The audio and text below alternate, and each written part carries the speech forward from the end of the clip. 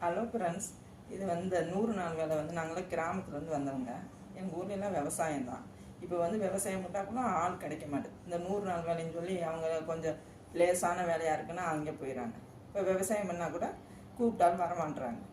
இப்போ இந்த மத்திய அரசு இப்போ வந்து இந்த தரிசாக இருக்கிற நிலத்துக்கெல்லாம் பணம் கொடுக்குறாங்க. இதே விவசாயம் போடுங்க எல்லா நிலத்துலையும் நாங்கள் அதே பணத்தை தரோம்னா எல்லோரும் விவசாயம் போடுவாங்க. அவங்க எப்படி தரிசாக இருந்தாலும் பரவாயில்ல, நமக்கு பணம் கிடைக்குதுன்னு யார் விவசாயம் பண்ணுறதில்ல. இப்போ வந்து இந்த 100 நாள் வேலைக்காரவங்க அவங்க ஆள் கூப்பிட்டாலும் வர மாட்டுறாங்க. நம்ம எங்களுக்கு இந்த வேலை சரி வராது. இப்போ அந்த விவசாயம் யார் பண்ணுவா?